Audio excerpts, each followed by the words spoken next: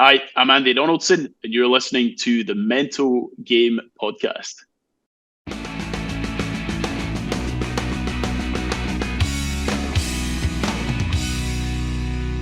Hey everyone, happy summer, and welcome back to the Mental Game Podcast. Today on the podcast, we feature someone who will blow your mind. Last year, Andy Donaldson became the first person to do the Ocean 7 Challenge in under a year. Well, you're probably asking, what the heck is the Ocean 7 Challenge? It sounds kind of scary. And it is. It's an ultra-marathon swim challenge that involves some of the most difficult open water swims Earth has to offer. A few examples: the English Channel, the Strait of Gibraltar, and the 42-kilometer Moloka'i Channel in Hawaii. That's an absolute beast. Donaldson isn't only the 25th person to do it, he's the first person to do it in under a year, which is ridiculous. Now, why is he on the mental game? Well, not only did he accomplish this feat, and that takes mental strength more than anything, don't let anyone make you think differently, but he's also raised thousands of dollars for mental health charities, because mental health is something near and dear to his heart. He speaks at length about his grandfather, who suffered from severe depression, about his own battle with mental health when he retired from swimming in 2016 after failing to make the Olympics, working in accounting and in finance, not liking it, struggling a lot, having dark days, and getting out of it by jumping in the pool and becoming one of the best swimmers for open water that this planet has ever seen. So Donaldson, his mental game is at a peak. He's raised so much money for this cause, and he is the next guest on the Mental Game Podcast. So here's Andy Donaldson, the Scottish-born swimmer who joins us from his home in Perth, Australia. He's coming in 3, 2, 1. And now it's an honor to bring on Andy Donaldson, someone who I kind of scooped out of the pool for just a second to hop on the Mental Game Podcast. Andy, so great to welcome you on. Scooped out of the pool. I like it. Yeah. It's good to be here, Sam. How are you? I'm wonderful, and your happiness, your exuberance, it's already contagious just over the camera. But I know you're really jet lagged, so give me an idea. We're recording right now in mid-June. I'm in Chicago. You're in Perth, Western Australia. Give me an idea of where you are and what your last week has been like. Yeah, I'm in Perth, Western Australia. I've just flown back from Europe. I was over there for a couple of swim events. One called Ultra Swim 33.3, which is a 4-day open water event, and it was over in Croatia. So nipped over there, caught up with a few people in my swimming network when I was over. And I'm originally from Scotland, so I think my family would have probably crucified me if I didn't pop home to say hi. So I've spent the last week in Scotland catching up with friends and family, and made the long haul flight back over to here, and feel like a zombie right now. So apologies in advance if I don't make sense in the next 30, 60 minutes. Well, you feel like a zombie, but you look great. You sound even better. And I know your body is used to doing some pretty crazy things on no rest, on different levels of nutrition and different levels of water. Of course, you are an ultra-marathoning swimmer, which is something that the average human knows nothing about and can't even fathom doing. So I want to start, if it's okay, with just why you love doing this. Just the simple act of swimming. It's very pure, and humans have been doing it for millions of years. So tell me why you love to swim. Yeah, absolutely. I think for me, swimming is my place to escape from the hustle and bustle from life. It's one of those sports where you're not plugged in, you don't have your headphones, you're not listening to music, you're not looking at your phone. You're simply out there in the water, in the elements, alone with your own thoughts. And, sport, it always gets associated with the physical benefits, which swimming is. It's a full body workout. But you also get so many mental benefits from that as well. The endorphins from exercise. Again, we mentioned being alone with your own thoughts. And I think it's something that has it's a sport that has an amazing community too. And, I think people need connection, and swimming certainly a sport that brings that. It's not just the swimming, but it's the coffees and conversations after you get out of the water, which matter just as much.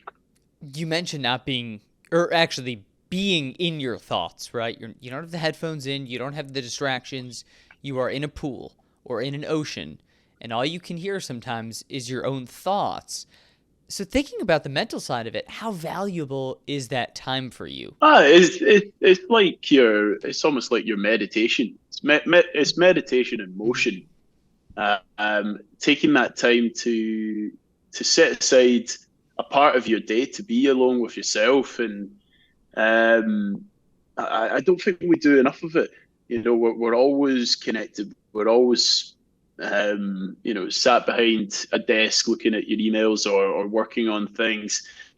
And sometimes we just need a moment so that we can sit back and reflect or think about things and not have those distractions. And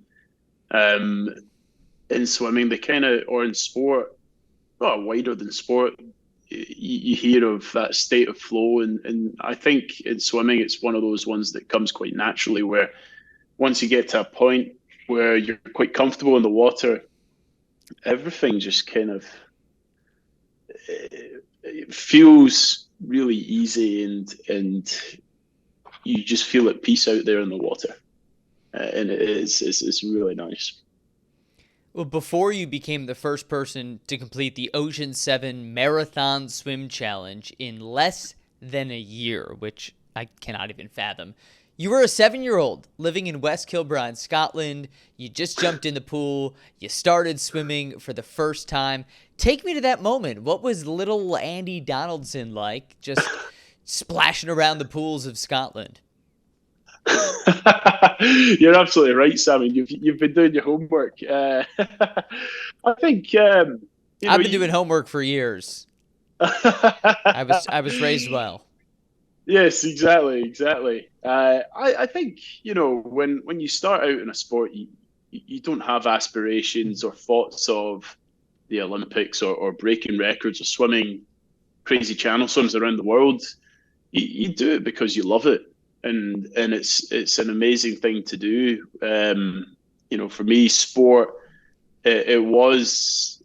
So it became such a big part of my life. It was where all my friends went. I learned so much. I had so much fun swimming. Burning off all this excess energy that you have when you're a kid. But it also taught me so many things about life that you just can't learn in the classroom. So in sport, you learn how to work well with others. You set goals. You learn how to discipline yourself, how to manage your time. I was swimming before school and after school, how to learn to deal with disappointment and failure and how to bounce back.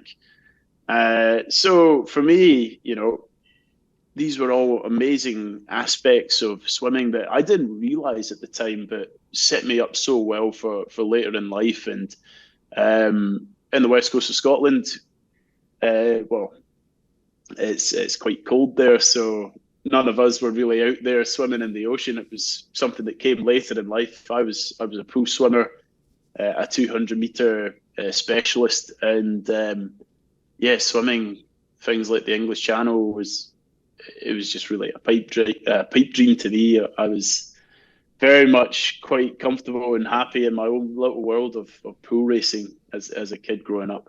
So how does pool racing, and just kind of thinking of the pipe dream of swimming in the English Channel, turn into doing the Ocean 7 Challenge, the most difficult open water swimming challenge in the history of mankind? I mean, you've done the thing. How do you get out of the pool to do that? Well, it's not something that happens overnight. It's right. And it wasn't even something even on my radar until about 2 or 3 years ago. So I grew up as a pool swimmer. I went on to race for Scotland.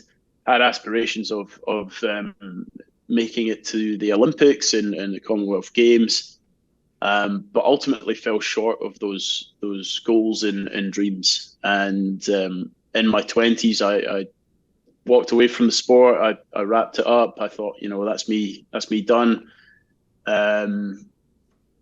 Time to focus on my career, and I really just swept those dreams under the rug and moved on with life. And really, it wasn't until the coronavirus pandemic that I found my way back to swimming. In the chaos of COVID, we really didn't have much to do here, but we could do a little bit of exercise each day, and so I chose to get back into swimming. I got into the open water. I would swim up and down the coast each morning here in Western Australia, and I really realized how much I missed it, how important it was to me, how this sport that had been such a big part of my life, and I'd really just dropped it. I realized just how much I needed it. So with a bit of time, I got back into swimming. I was realizing all the physical, the mental well-being benefits. I was accessing community, becoming more engaged with it, and getting fitter and faster. And with that, I started challenging myself a little bit more. I started getting back into races, started doing a few marathon events in the open water. And again, wasn't something that happened overnight, but that was really the pathway that got me onto taking on the Ocean 7. And when in Western Australia, there's a big marathon event called the Guinness Channel Swim. It's a 20-kilometre swim across to an island off the coast of Perth. And it's a huge event here. So there's about 2,000 swimmers that do it every year.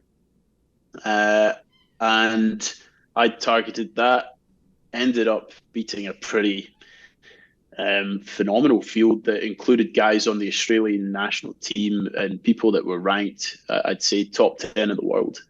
And I came out ahead of them all by a good margin, like about 7 minutes in this race. And that's when it kind of dawned on me, A, I still love doing this. I'm absolutely having a great time here in the open water. B, I'm not bad at this. It doesn't hurt, does it? It certainly helps. And C, I'd raised in that channel swim, I'd raised about $12,000 for a mental health charity here in Western Australia.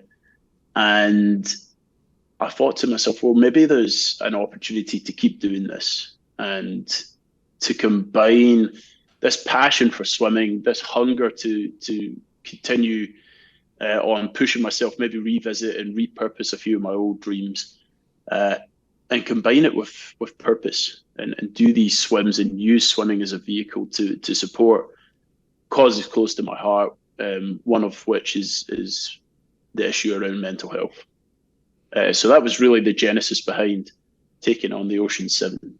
$12,000 is no joke. And to win at Rottnest Island, incredible. 7 minutes. What an accomplishment. But to raise $12,000, that does even more for the world and for the battle against certain mental health issues and stigmas. So I'm curious, Andy, how did that inspiration come? Why was that the charity of choice for you to raise money for? So, I mean, I think like most people on the planet, we all have had some kind of run-in with mental health issues, mental illnesses, or have known someone to have struggled with it.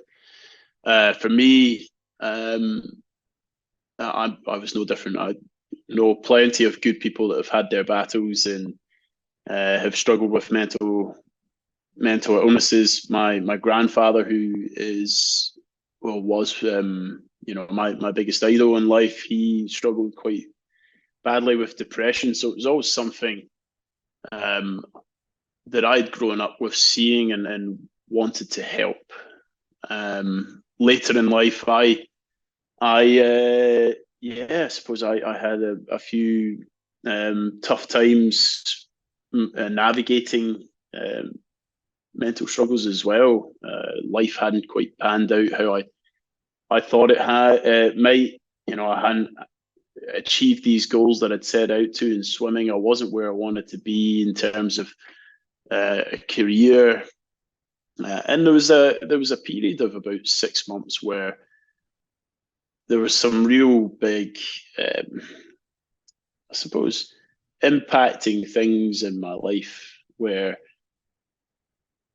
I really started to question things of what I was doing and where I wanted to go.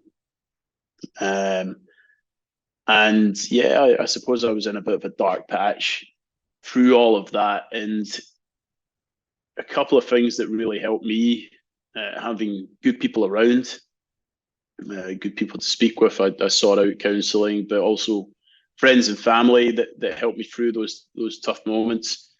And the other one was swimming. Having some kind of outlet and structure to my days, being able to go in for a swim and we spoke about it before, have that time alone with your own thoughts, get the endorphins, be surrounded by community. It was something that really helped me. And so when I was getting back on this path into the sport of swimming, when I was starting down this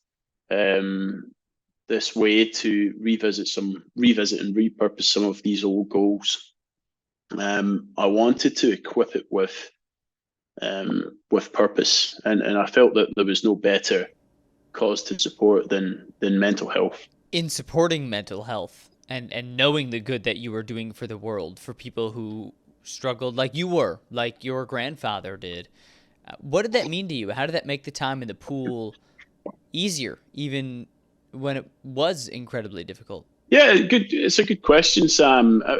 I think when you're doing something and serving a purpose that's bigger than just yourself, you find that in tough times you somehow find an extra gear. I'll give an example. If you know someone that's doing a marathon and they're doing it to inspire maybe their sick kid, there's that extra element of purpose injected into it, and you know that they're not going to stop until they finish, or they're going to give it everything. And there's a great quote from in a book I read called Man's Search for Meaning. It's a quote from Friedrich Nietzsche that says, "Those with a why will bear almost anyhow." So it means that when they have purpose behind what they're doing, they'll somehow find a way to keep going through their toughest moments. And I think that certainly was the case for me, and it served me well for the Ocean 7. I think when you do have good motivations and reasons for doing something, you'll just keep, it's a great way to, it serves as like some real jet fuel for your pursuit. I can relate to that. I mean, when you're just doing something to do it, or because someone's making you do it, the desire might not be there, but suddenly you've got this cause, you've got this higher purpose, and you will keep swimming and keep going and going until suddenly you've done something that a very short list of people in human history have ever done. And in your case, that's the Ocean 7 Challenge. And Andy, I know you've raised money specifically for the Black Dog Institute in Australia. Give me an idea of what they do for mental health. Why'd you choose them? Yeah, they're a charity that's involved in mental health research and trying to not just... I suppose there's incredible charities out there doing amazing things for around the cause and around the issue. Mental health research, I was drawn to that because I like this idea of prevention and better understanding the issues. Like, I think for me, if we can better understand what the problems are, we can come up with better solutions and maybe even better ways to prevent it and nip it in the bud before people, let's say, fall off the edge of a cliff. So that's why I was drawn to that. And yeah, there's, I don't have the answer. I don't know how we solve it. The world's changing, it feels like it's just getting crazier every year. And mental health is something that impacts so many people. It doesn't discriminate. Anyone can struggle with it, no matter who you are. So I can see it being something that might well be one of the biggest challenges of our generation. And I think it's important that we better understand it, and so that we're equipped and have the tools in the future to be able to navigate those challenges, because challenges are a given in life. You say you think it might be the issue for our generation. Why is that? The world's evolving in a way that this is an issue that's rising to prominence. Things like social media, the fact that, if you go back 100 or 200 years, you probably only knew the people in your local village or around you, and now we're all of a sudden connected to any single person in the world through the internet and exposed to what it brings. There's all these societal pressures of you have to look a certain way, or you see advertisements of people that have a better life out there than you online or in magazines on the telly every day. It's a hard world to navigate. So yeah, that's my gut feeling. I think it is going to be an issue that is really quite pertinent in the years to come, and I think we are going to have to act now so that we're equipped for it when it does come. What have you learned about it through swimming that helps you to understand, okay, this is the challenge, this is maybe a small way that we can surmount it?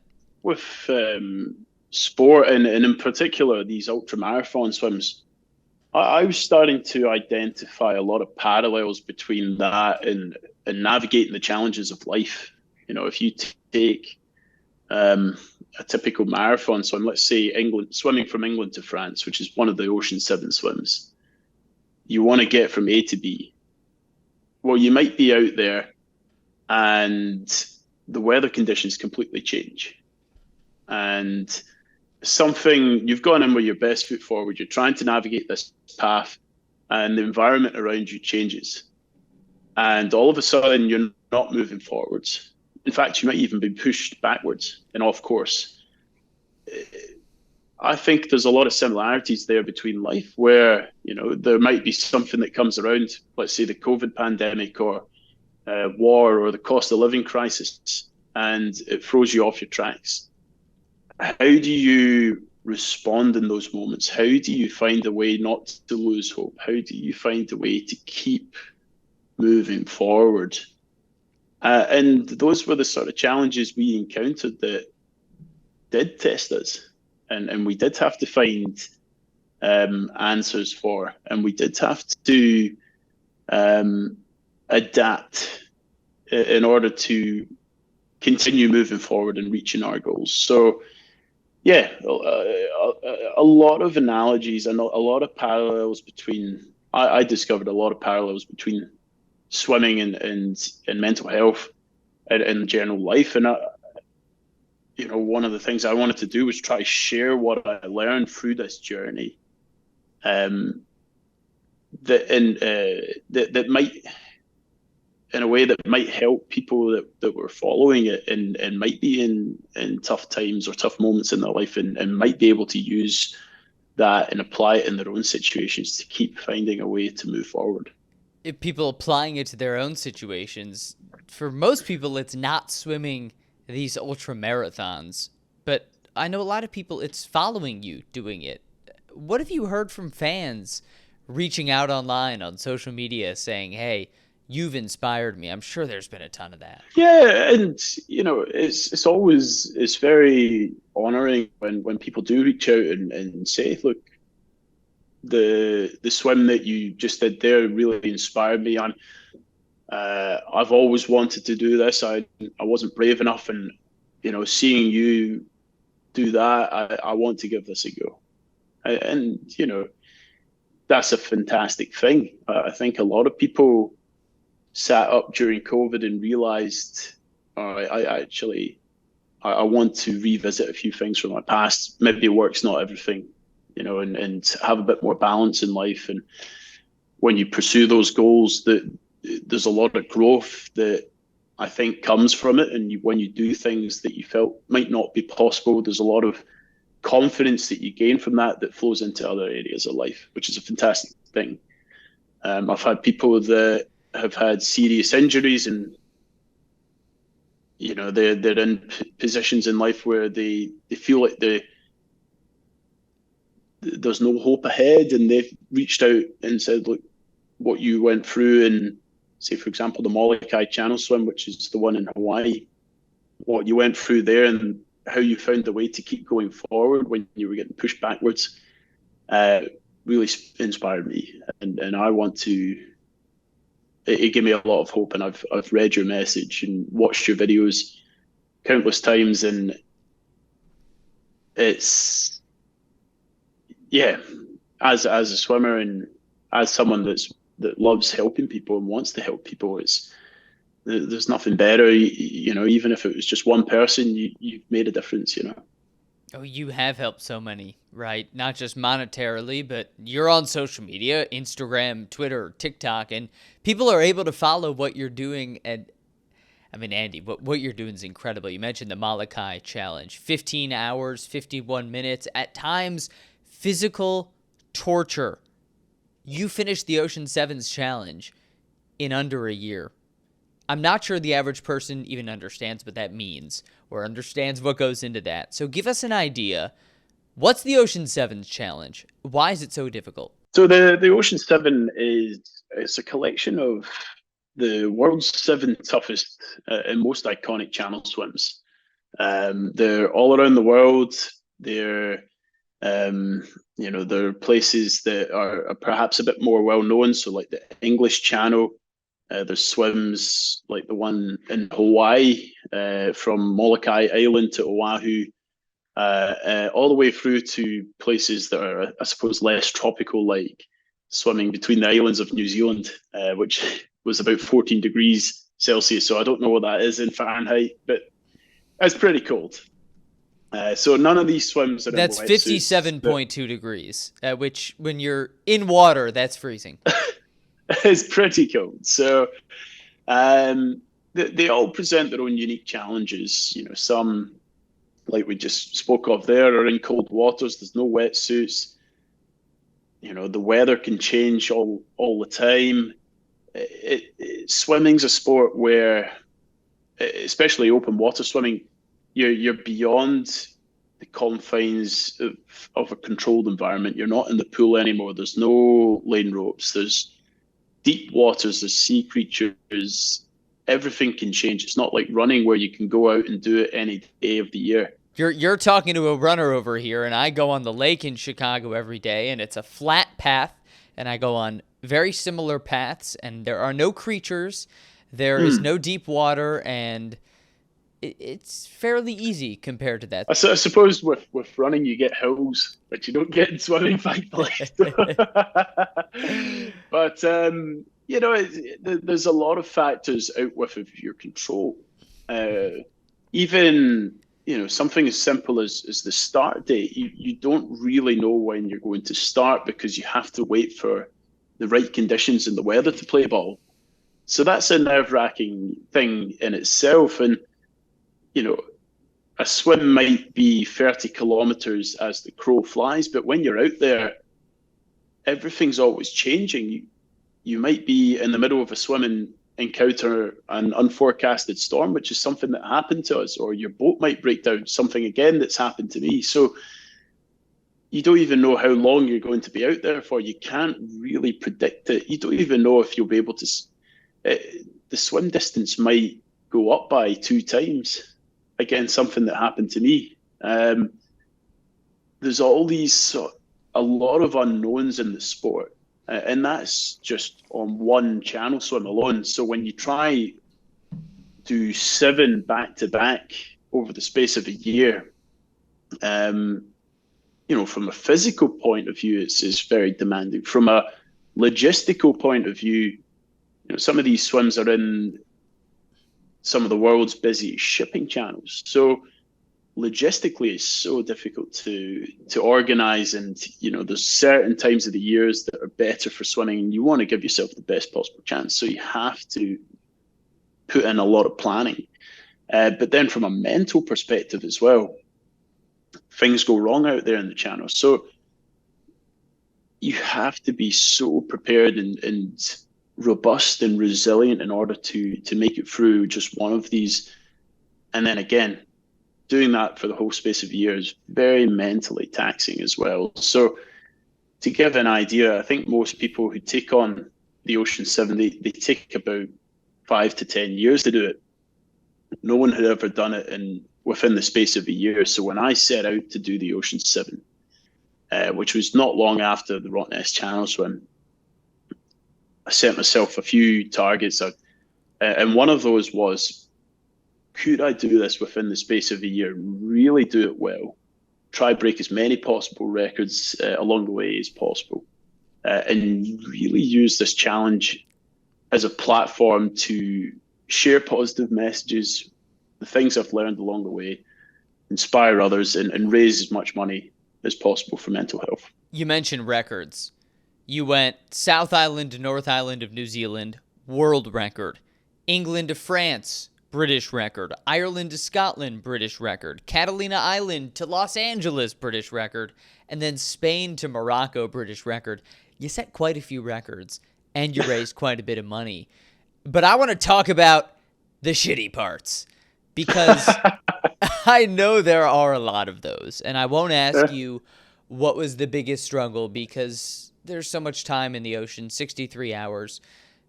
You can't pinpoint one. But when I just say struggle with the Ocean 7's challenge, what's that first moment that comes to your mind? I remember the biggest hammer blow moment was in the middle of the Moloka'i Channel, which is the 45-kilometer swim in Hawaii. And that was a swim through the night. It's so far that you do need a lot of time, and it does require swimming in darkness at some points. And in that one, we encountered some real bad weather. We'd swum into an unforecasted storm, head-on currents. We weren't making the progress that we wanted to. And I remember an update from the team that basically had said, in the last 2 hours, you've hardly gone anywhere. You've basically made 3 kilometers of progress in the last 2 hours. So, if you're doing the maths there, 1.5 Ks an hour in a 45-kilometer swim, it's not bright, it's not rosy. So I remember just thinking to myself, holy crap. Oh my God, I'm already pretty tired, and I've been going at it for about 8 hours. This isn't good. What the hell am I doing here? I'd been throwing up, I'd been sick, I'd been stalked by a shark in that swim. Nothing seemed to be going right, and I still had this absolute Everest to climb. And I felt so disheartened. I was just like, what? I can't do this. There's no way I can continue to keep going forward for another 5 minutes, never mind another 5 hours. And it was very brutally confronting.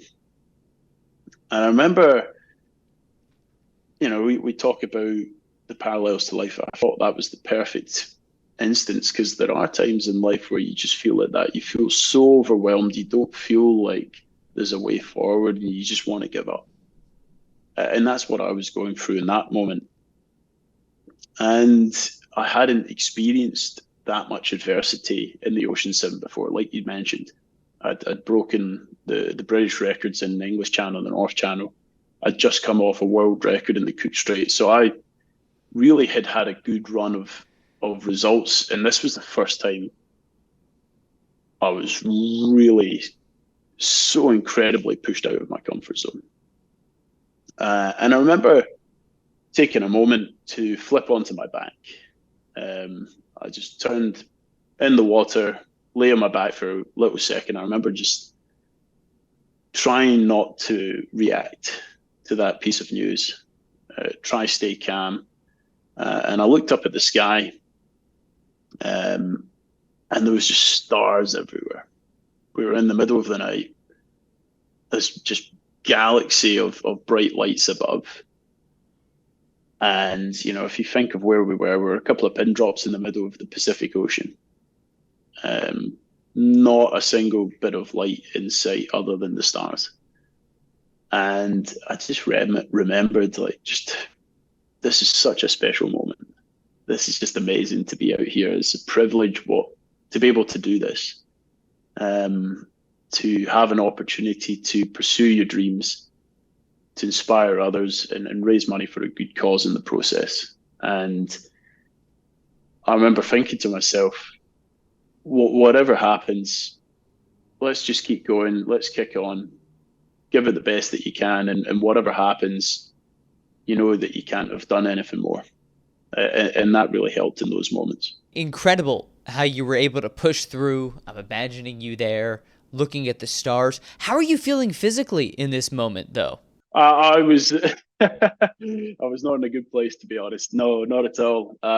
Basically, there's we had some real strong winds out there. So I think almost up to 30 knots and 3 meter swell. So I was feeling like a rag doll in a washing machine out there. I was just getting thrown around. I'd been vomiting, disorientated, swimming through the night, which is hard enough as well. So physically, I was already pretty shattered at that point. Mentally, was struggling too. So yeah, it's an interesting one.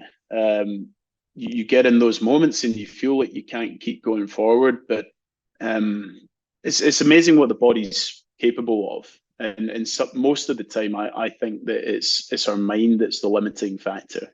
Our mind will give up before our bodies do. So having those tools in your arsenal and things that help you in tough times can really help. That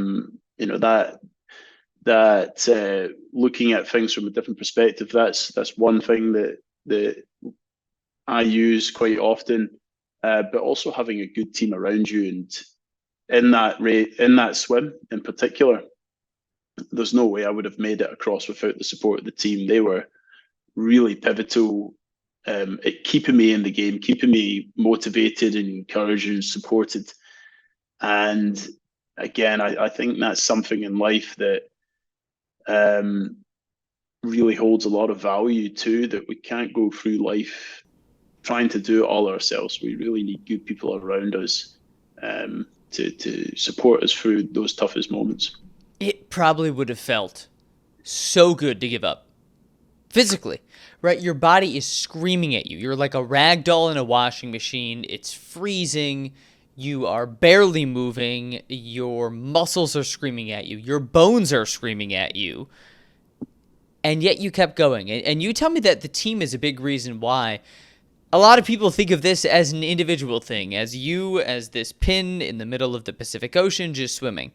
I know you've got a team behind you, so give me an idea of what that team looks like. Yeah, I mean, I think you're right. With a sport like marathon swimming, it is just one person in the water, and it can be very isolating, and people can think that it is a solo endeavor, but it's anything but that. If you look the team that you have out there in the water, you always have a support boat going along beside you. You don't just swim from England to France and navigate all these tankers along the way by yourself. Safety is paramount. So you have a support boat with a skipper on there. They're in charge of the navigation. So they're setting the path. You're following the boat, swimming along beside them. They have all the GPS software and can navigate all the currents and tides as best as possible. And then you also have a handler. They look after your nutrition, make sure that you're kept fed throughout the swim. Just like marathon running, you need to be fueled. What do you eat? It's usually liquids for me, so I don't stop there and have a sandwich. Oh, come on! You're not having a filet mignon? No, I mean, oh geez, I've heard of all sorts of things. I've heard people having things all the way through to tins of beans. Like it's the Wild West there. The nutrition, it's not. I think there's probably some science that needs to come into this into the sport of swimming. It's a little bit behind those like cycling and the guys on the Tour de France, but it's heading in the right direction. So yeah, carb drinks and gels and that sort of thing. So yeah, you get your handler and they help your nutrition. They keep you encouraged and motivated, give you like key information so that you know how you're progressing in a channel swim. But if you think of the wider picture as well, you have your coach that's looking after the swimming program, your strength and conditioning coach, your nutritionist, psychologist, maybe a masseuse or a sports chiropractor. You've got your family and people in your network that are supporting you through the day-to-day life, because that's where the progress is made. It's what you do on a consistent basis in all of your habits that allow you to go and do these things on race day. And you're not going to have a great day every day. I think we need to be real. There's going to be a lot of ups and downs. There's going to be days where you just don't want to get out of bed. And having those people around you, keeping you accountable, keeping you encouraged and supporting you through those days where you just don't want to keep going. You can't put a price on that, Sam. It makes a difference. And I think whether it's swimming, whether it's your career, whether it's through tough moments in your relationships, you always need those support people around you to keep you moving forward. There's very often no more important support people than family. You already mentioned your grandfather being a source of inspiration for raising money for mental health. Not many people go to their parents and say, hey, I'm going to do the Ocean's 7. The family, how important have they been in this journey? Yeah. There's probably good reasons why they don't do it. It's I never did it. It's a crazy challenge. Look, they've been instrumental in the whole thing. My mother and my dad, my sister, my aunts and uncles, and my cousin. They've been so supportive along this journey. They understand the why behind it. They wanted to see me succeed and do as best as possible. And I think having that support, again, I said it before, you can't put a price on that.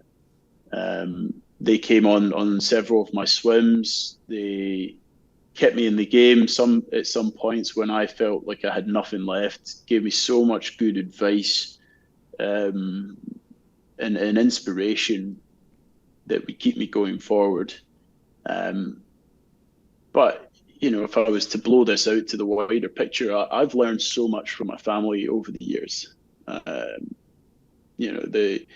They've shaped who I am as a person. I've gained so many of my traits from them, watching them, learning from them, being around them over the years. They've helped me through my toughest moments. And so this challenge was also in part in my own way to give back to them as well.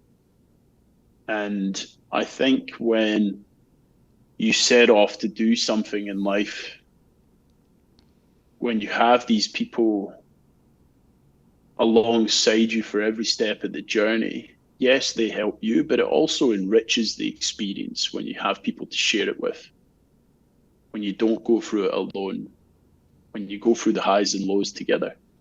And it means at the end of it, regardless of the outcome, you have people to look back at the journey with and to be able to celebrate it with.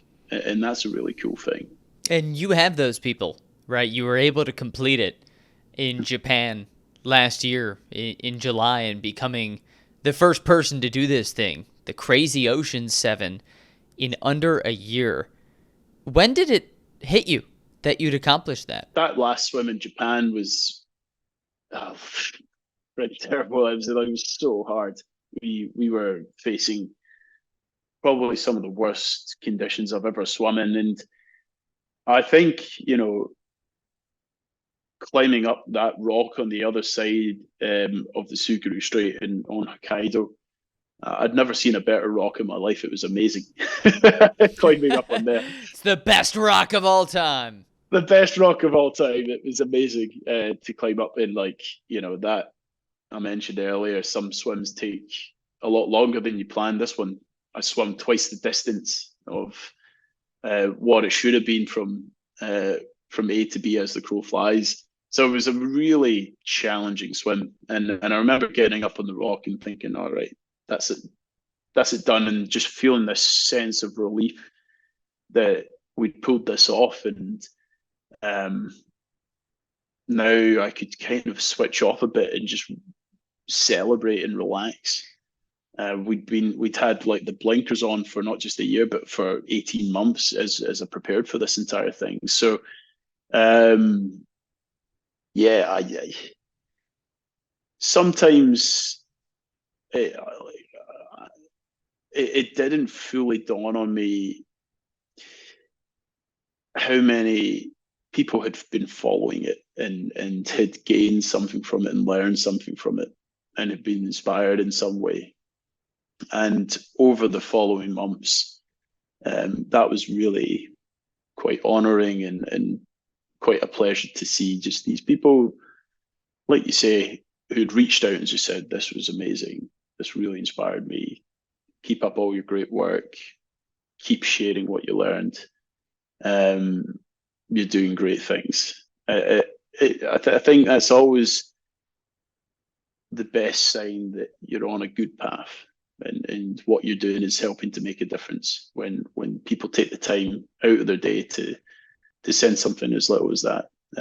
It's really, really very rewarding. Oh, hearing that has to be incredible, especially given what you've been through and giving up the sport of swimming, working in finance and accounting, and then getting out of the desk and back into the pool and then the ocean, accomplishing that. Incredible. What's the last few months been like for you since finishing? It's been quite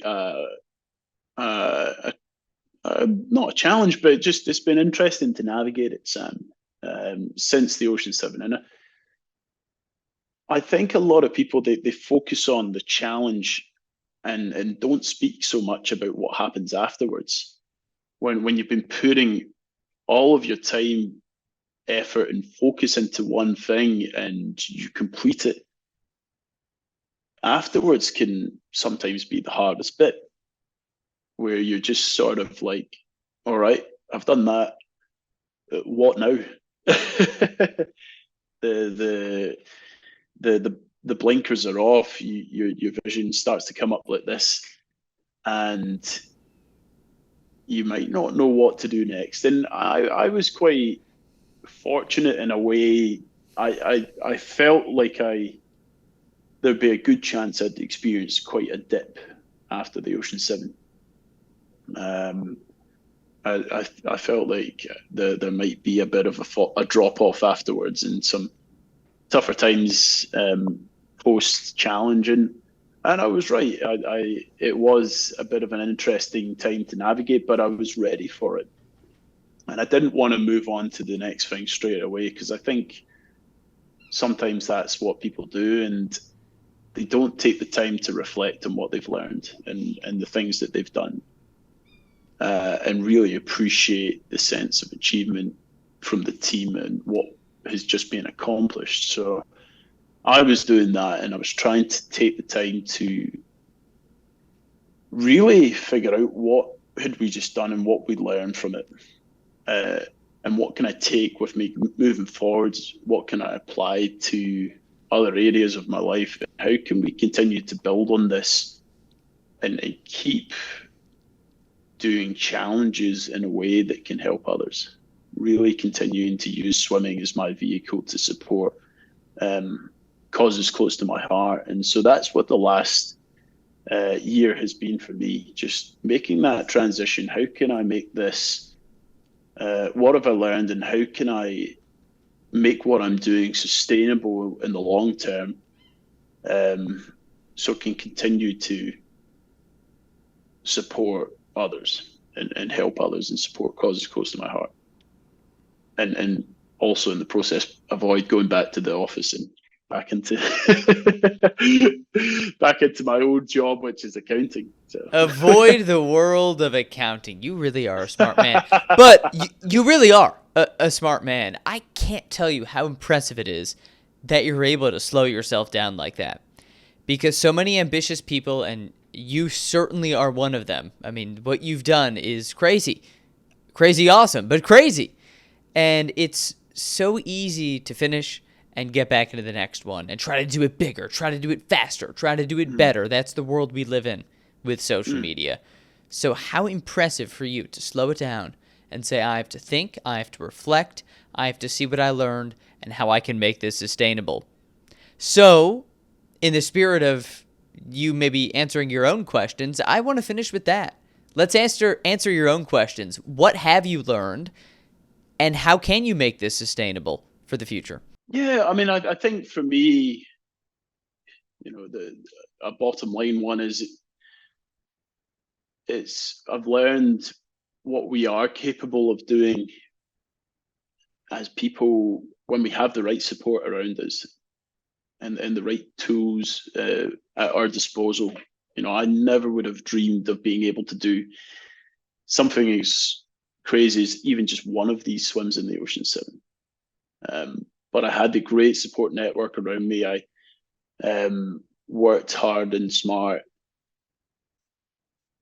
and it was possible. So I think that's a great lesson there, and that it's never too late to try something new, to revisit some old dreams. I think if we really want to do it, we can. So that would be the bottom line. And then in terms of the future, I mean, I'm quite bullish. I'm always an optimist, forever an optimist. I think there are ways to continue doing this and making it sustainable. I've got to make that balance. Can't go too hard.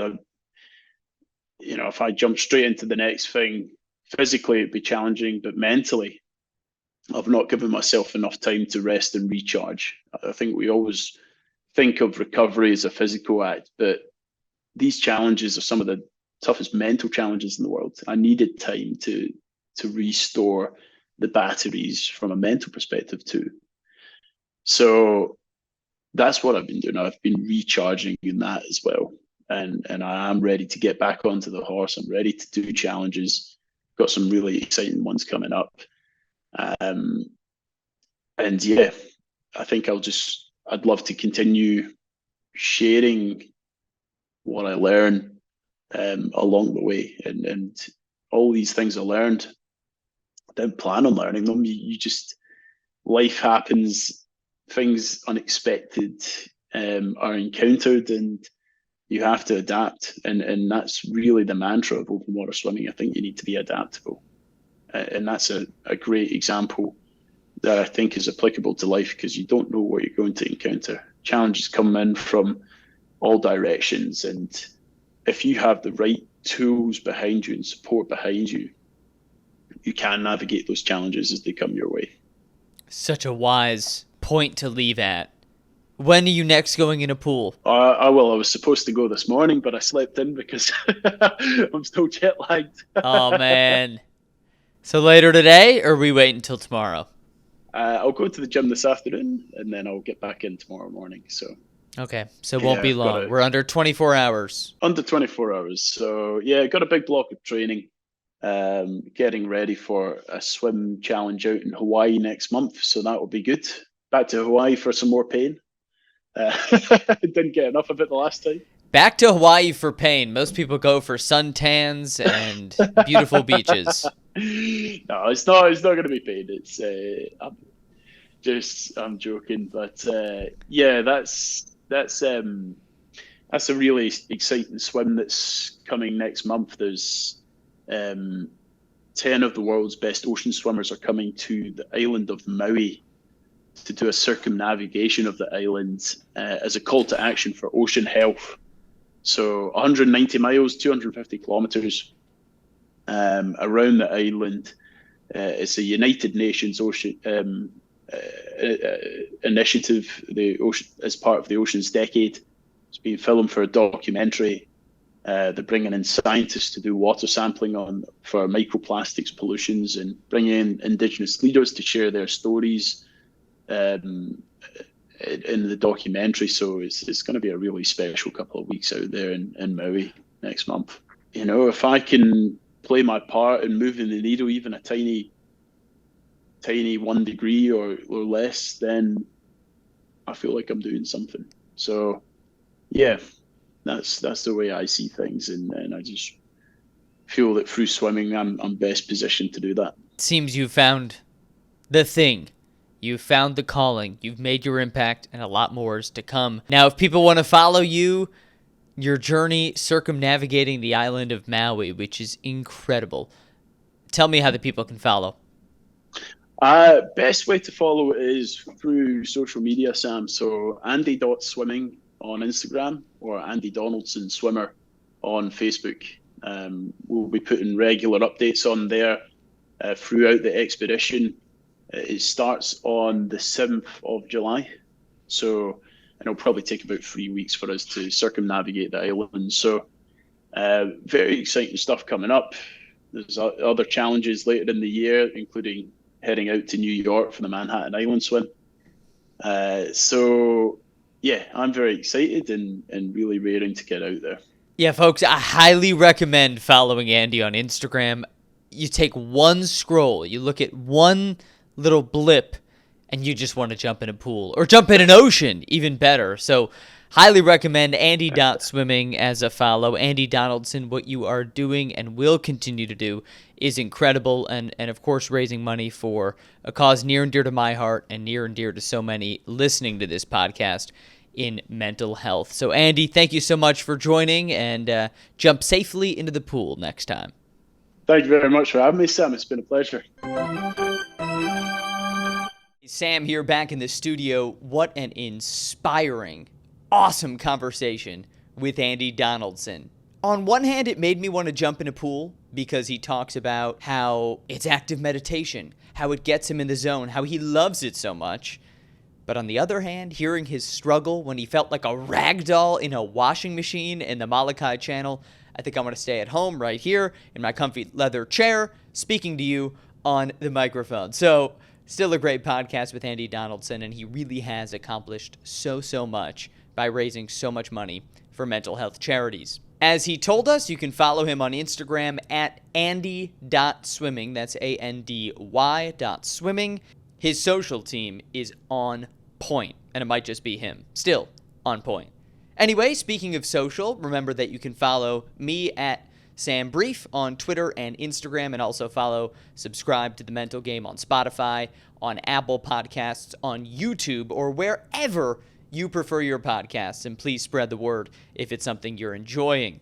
So, this has been The Mental Game, and as always, a reminder that this podcast is brought to you in part by the Lasers Ladybug Society, a designated 501c3 organization combating the stigmas that surround mental health by actively fundraising to support mental health initiatives and innovations in our school system.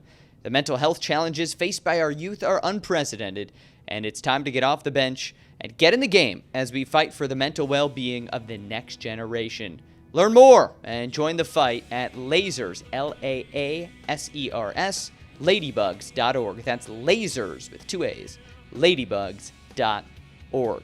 Well, that's been a wrap on the Mental Game Podcast. As always, Sam Brief joining you from the home studio here in Chicago, and I will talk to you later. Enjoy your summer, take care of yourselves, and take care of others.